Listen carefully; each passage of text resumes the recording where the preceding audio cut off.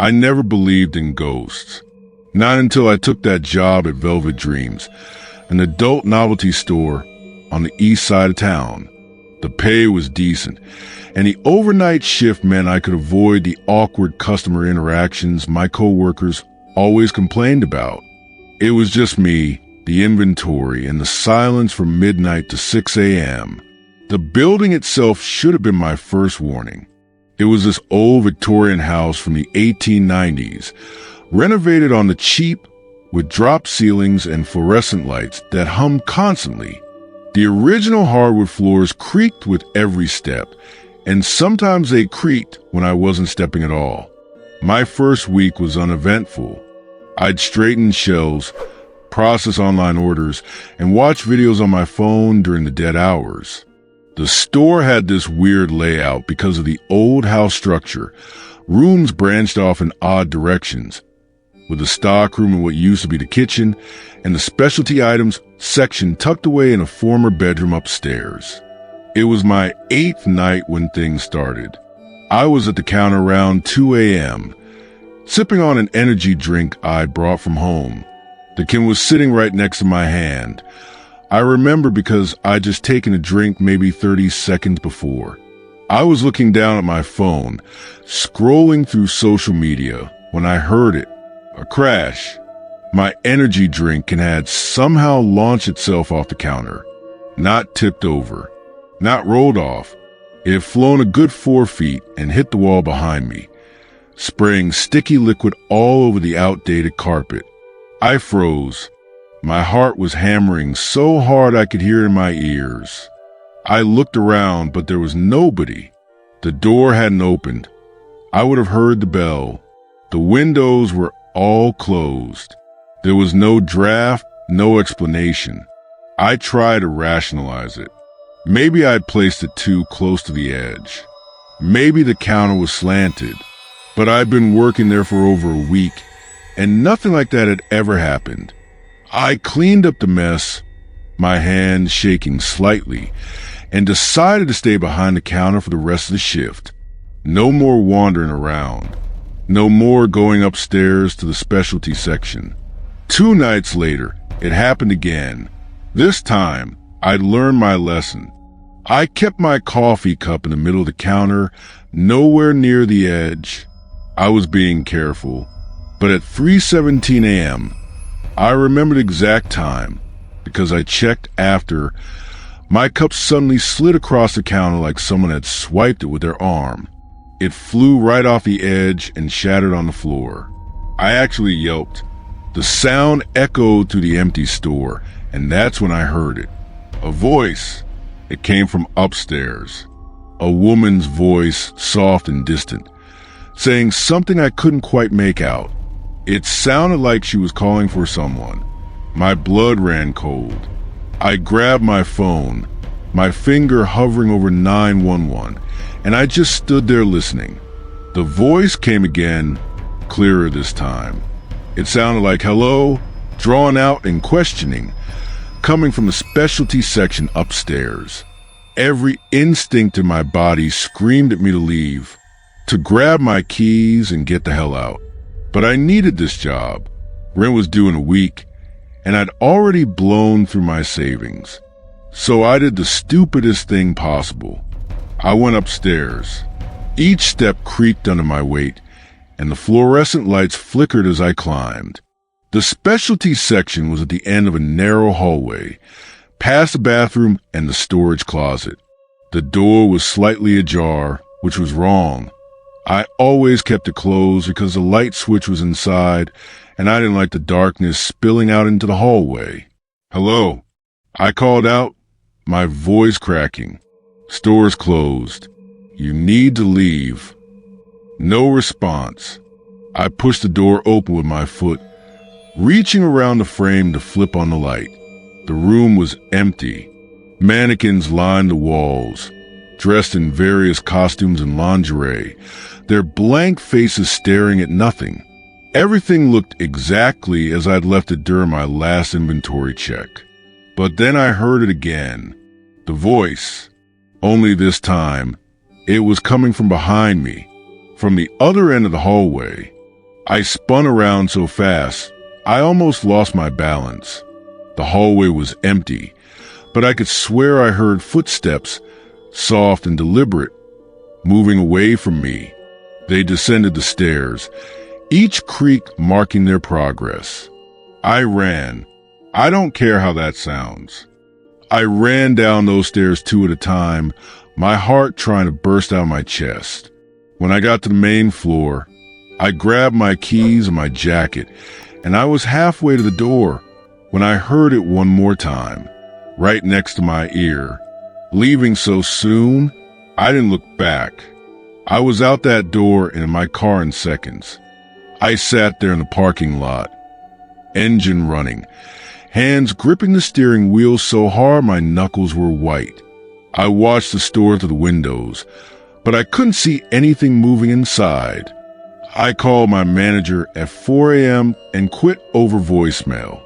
I didn't care about the notice period, didn't care about the reference. Some things aren't worth minimum wage plus overnight differential. Later, I did some research on the property. Turns out that house had a history. A woman died there in 1952, the owner's wife. She fell down the stairs and broke her neck. The husband claimed it was an accident, but the neighbors had heard them fighting that night. The case was never solved. I still don't know if I believe in ghosts, but I know what I heard. I know what happened to those drinks. And I know I'm never working overnight in an old building again.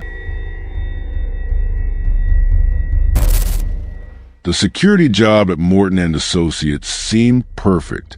12-hour shifts, 3 nights a week, decent pay, and most importantly, I could study.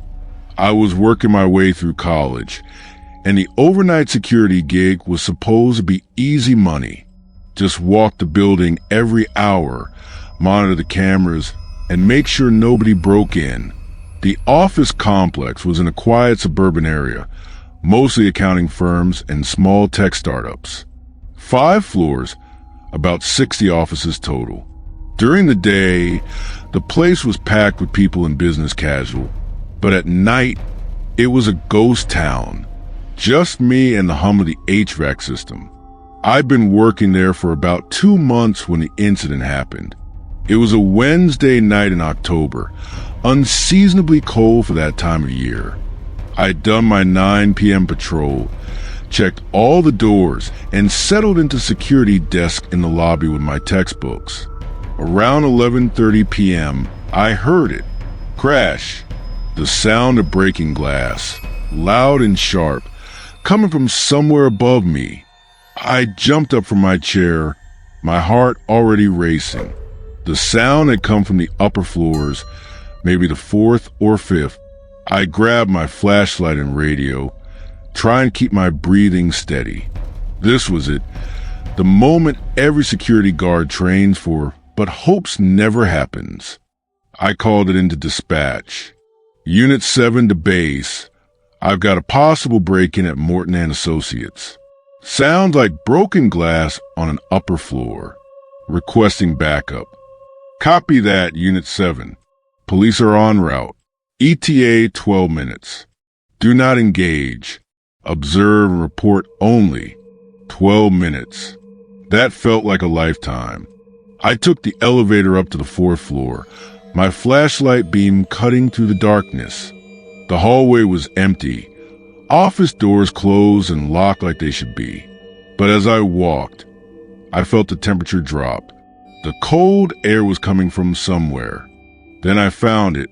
Office 427. Corner office. Vice president of something or other. The window was completely shattered, and there was a rock the size of a grapefruit sitting in the middle of the floor, surrounded by glass. The cold October wind was pouring through the broken window. I keyed my radio. Base, this is Unit 7. Confirm break-in 4th floor, Office 427. Window is broken. Appears to be vandalism. No suspects visible. Copy. Police are 8 minutes out.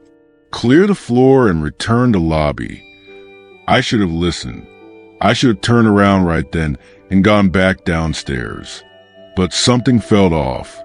Why throw a rock through a window on the 4th floor? How would someone even do that? The building didn't have a fire escape on that side, and there was nothing to climb. You'd need to throw it from the ground with incredible force, or you'd need to throw it from inside the building. The thought hit me like ice water in my veins. Someone could still be in the building. I started backing toward the elevator, my flashlight sweeping left and right. Every shadow looked menacing. Every closed office door could be hiding someone. I pressed the elevator call button, watching the numbers climb. 3rd floor, 4th floor. The doors slid open. I stepped inside and hit the lobby button. As the doors started to close, I looked down the hallway one more time. There was a figure, standing at the far end of the hall, silhouetted against the emergency exit sign, just standing there, watching me. The elevator doors closed. I fumbled for my radio with shaking hands. Base, there's someone in the building. 4th floor, east hallway. I saw them. Copy, Unit 7. Do not engage. Police are 5 minutes out. Get to the lobby and lock yourself in the security office. The elevator seemed to take forever. I watched the floor numbers tick down. 3, 2, 1. And when the doors opened, I ran for the security office behind the main desk. That's when I noticed something that made my stomach drop. My car keys weren't on the desk where I'd left them. I always put my keys in the same spot. Always. Right next to my water bottle, by my textbooks. But they were gone. My mind raced. Maybe I put them in my pocket? I checked. Nothing. My backpack? I dumped it out on the desk. Books, pens, my wallet, but no keys. Then I remembered. I'd gone out to my car during my break around 9 p.m. to grab my phone charger. Had I locked the car? I tried to remember, but the panic was making it hard to think straight. The police would be here in a few minutes. I just needed to wait in the security office with the door locked. I'd be fine. I grabbed the door handle to pull it closed. It was already locked. From the inside, I stared at the handle, not understanding. The security office could only be locked from the inside. I'd left it open when I went upstairs. I always left it open because the key was inside, attached to the emergency keyring. Someone had locked it while I was gone. That's when I heard the breathing. Behind me, I turned slowly, and there he was. A man, probably in his 30s, dirty clothes, reeking of alcohol. He was standing right by my desk, holding my car keys in one hand. He must have been hiding in the security office the whole time, waiting. "Looking for these?" he said, his words slurred. He smiled, and I could see he was missing several teeth. I ran. I didn't think, didn't plan, just bolted for front doors. But they were locked, secured by the automatic system that engaged at 9 p.m. I needed a key card to get out, and my key card was on a lanyard around my neck, but my hands were shaking so badly I couldn't grab it. I heard footsteps behind me, slow, deliberate. He wasn't running. He didn't need to. The building was locked down. "Just want to talk," he said. Been waiting in that little office for hours. So cramped, so uncomfortable. I finally got my key card and swiped it across the reader. Red light. Denied. I swiped it again. Red light. He was getting closer. Third swipe. Green light. The door clicked open.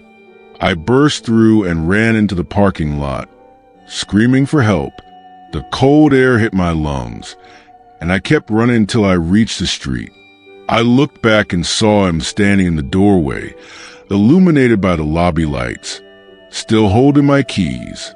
Police cars came screaming into the parking lot moments later, lights flashing. I pointed to the building, gasping out what had happened. Officers rushed inside with guns drawn. They found him sitting in my car. In my car, the one I'd apparently forgotten to lock. He'd been in there for hours, they said, probably since before my shift started. He'd gotten inside when the building was still open, hid in the security office, and thrown the rock through the window to distract me so he could steal my keys while I was upstairs. The police said I was lucky. He had a knife in his pocket. They found it when they searched him. I quit the next day. My manager tried to convince me to stay.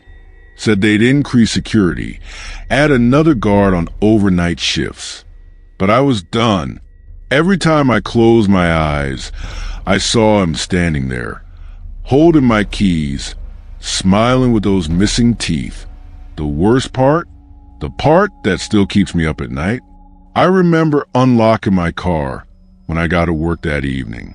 I remember locking it when I went back inside.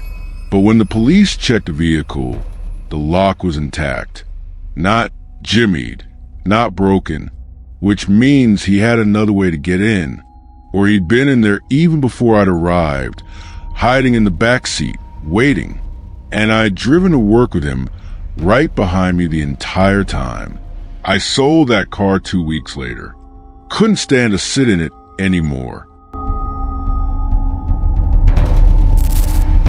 Working overnight stock at Walmart wasn't glamorous, but it paid the bills.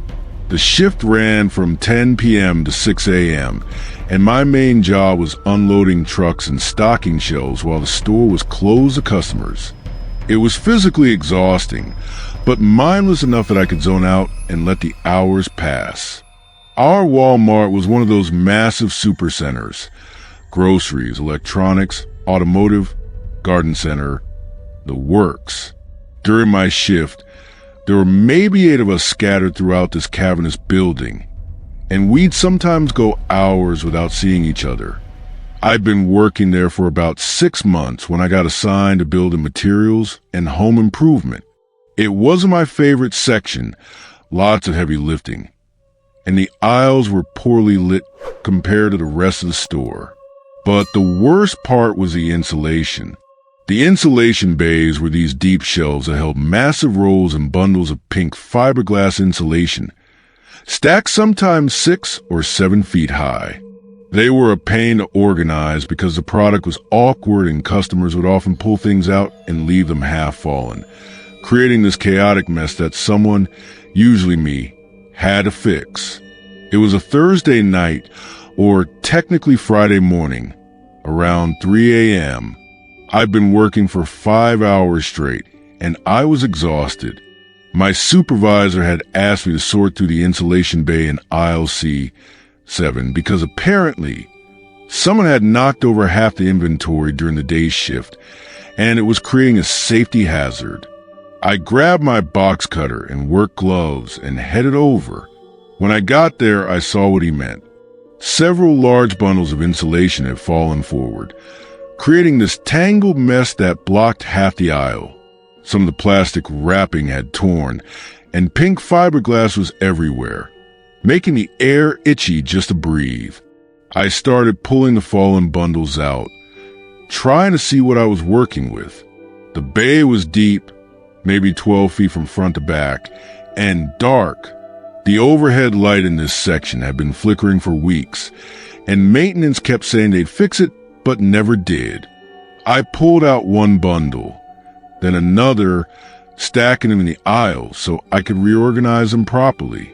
The third bundle was wedged in there pretty good, and I had to really yank on it to get it free.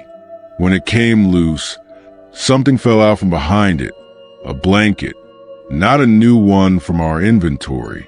This was a ratty, stained blanket, the kind you'd see thrown over someone sleeping rough. It was wadded up and shoved way back in the bay, hidden behind all the insulation.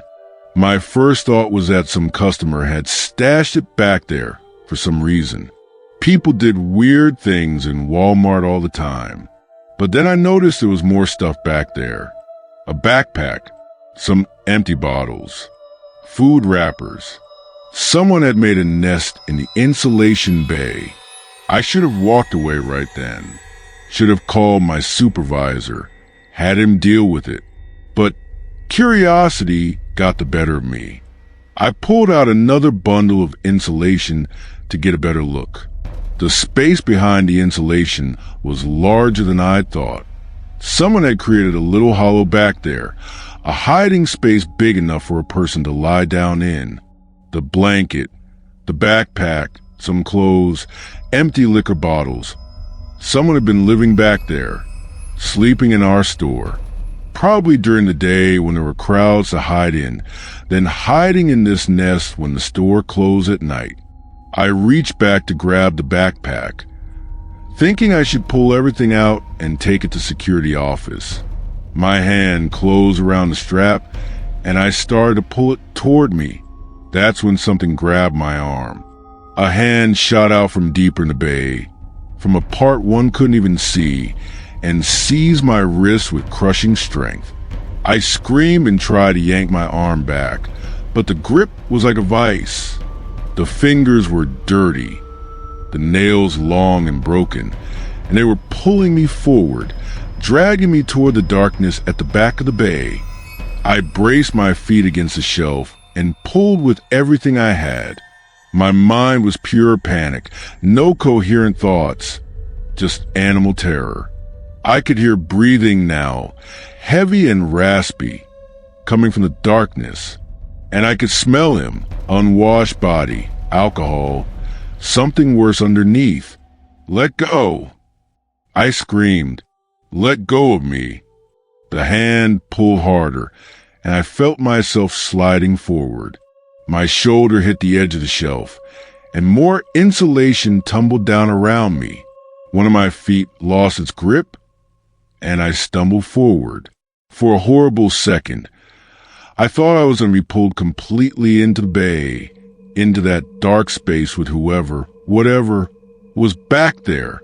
I imagined being dragged into that hollow, the insulation falling down behind me, burying me alive with this person. I did the only thing I could think of. I still had my box cutter in my other hand, and I slashed wildly at the arm that was holding me. I didn't even aim, just struck out blindly. The grip released immediately. There was a howl of pain from the darkness, and I fell backward, landing hard on the concrete floor. I scrambled away on my hands and feet like a crab, putting distance between me and that bay. I could see movement in the darkness now. The insulation bundles were shifting, and I realized he was climbing out. I caught glimpses, a filthy jacket, matted hair, wild eyes reflecting the flickering overhead light. I ran. I left my box cutter, left the mess, left everything and just sprinted down the aisle.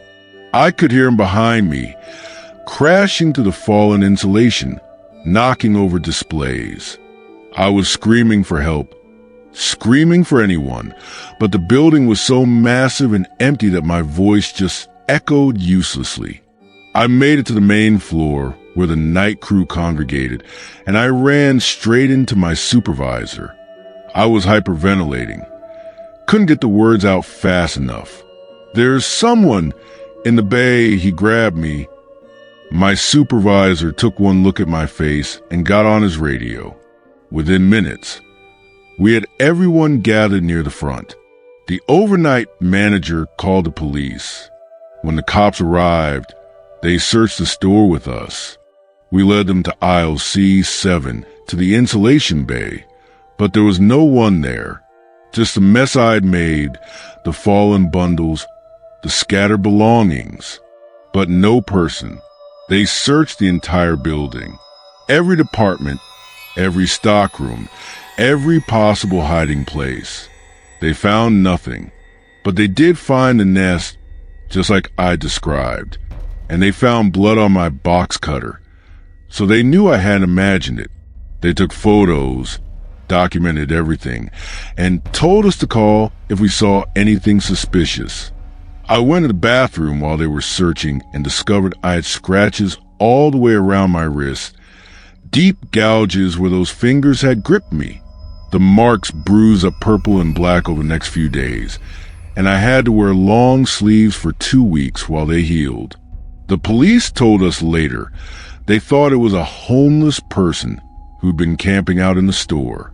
They'd apparently been living there for at least a week, maybe longer, based on the amount of stuff in the nest. How he got in and out, how he avoided detection, they couldn't say. The security footage was useless, too many blind spots, and he knew exactly where the cameras were. I transferred to day shift after that. Took a pay cut, but I didn't care. I couldn't handle the overnight anymore. Couldn't handle the darkness and the empty aisles and the thought that someone might be watching from the shadows.